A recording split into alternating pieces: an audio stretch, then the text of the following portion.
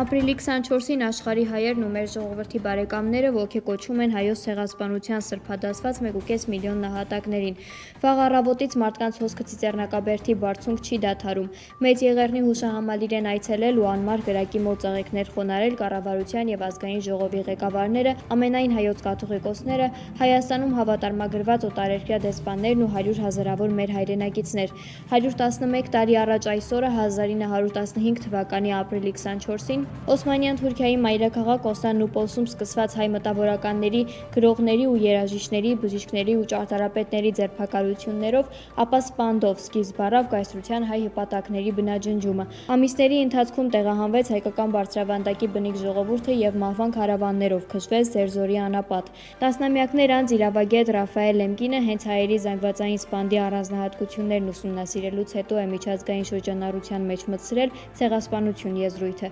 1990 թվականի օգոստոսի 23-ին ընդունված Հայաստանի անկախության հռչակագրի 11-րդ կետի համաձայն Հայաստանի Հանրապետությունը սատար է կանգնում 1915 թվականին Օսմանյան Թուրքիայում եւ Արևմտյան Հայաստանում հայոց ցեղասպանության միջազգային ճանաչման գործին։ Հայոց ցեղասպանության սուրբ նահատակների հիշատակի օրվա առիթով ամենայն հայոց կաթողիկոս Գարեգին II-ի հանդիսապետությամբ Մայր տաճարում մատուցվել է սուրբ եւ անմահ պատարագ։ Այդ կապակցությամբ հավատացյալների խոնարհումի համար դուրս էր բերվել հայոց ցեղասպանության սրբոց նահատակած մասունկաքարը։ Պատարագիչն էր Մայրաթորի միջեկեղեցական բաժնի տնօրեն Գարեգին Վարդապետ Համբարձումյանը։ Նրանք պարզապես պատմության մեջ զոհեր չեղան, նրանք վկաներ են։ Այսօր նահատակ սրբերի հիշատակով մենք կանգնած չենք մահվան լռության առջև, այլ կանգնած ենք հավատքի վկայության առջև, որովհետև նրանք ընտրեցին հավատքը, ասել է հայ սուրբը։ Պատարագի ավարտին եկեղեցականների թափորը, կրելով սուրբ նահատակների մասունքաքարը, ուղղվել է դեպի Մայր տաճարի շրջափակ, որտեղ աղոթքի եւ ուխտի խաչքարի առջև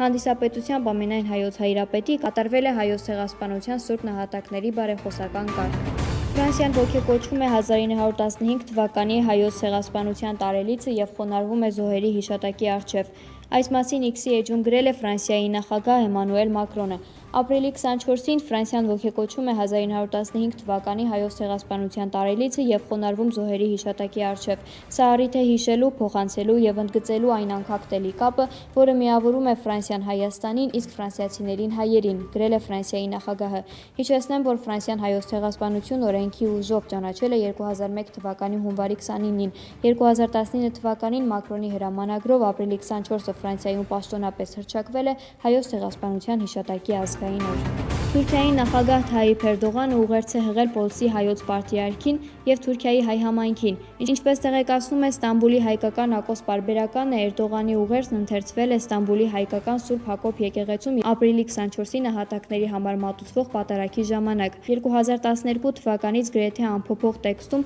Էրդողանը նշել է, որ ցավակցում է առաջին համաշխարհային պատերազմի տարիներին դժվարին պայմաններում մահացած հայերի թոռներին։ Նա նշել է, թե Օսմանյան կայսրության փլուզման տարիներին Օսմանյան բոլոր ժողովուրդները մեծ տառապանքներ են ունեցել, շեշտելով, թե այդ ժամանակ նաև օսմանյան հայ քաղաքացիներն են մեծ ցավեր կրել։ Այսպիսով Էրդողանը կրկին հավասարության նշան է դրել պատերազմի ընթացքում զոհված թուրքերի եւ կայսրության պետական մեքենայի կազմակերպած հայերի զանգվածային սպանդի միջև։ Հայաստանի հավաքականի նախկին ավագ Իտալիայի փոխչեմպիոն Միլանի Ինտերի կիսապաշտպան Հենրիխ Մխիթարյանը հայոց ցեղասպանության 111-րդ տարելիցի կապակցությամբ հրապարակում է արել սոցիալական ցանցերում։ Մենք հիշում ենք, գրել է մեր ազգային հավաքականի բոլոր ժամանակների լավագույն ռմբարկում։ Խորթու հերոսական նահատակումից 10 տարի անց մահացել է ապրիլյան քառօրյա պատերազմի նահատակ Արցախի հերոս Ռոբերտ Աբաջյանի մայրը։ Վերջին շրջանում հերոսի մայրն առողջական խնդիրներ է ունեցել։ Նա ընդամենը 52 տարեկան էր։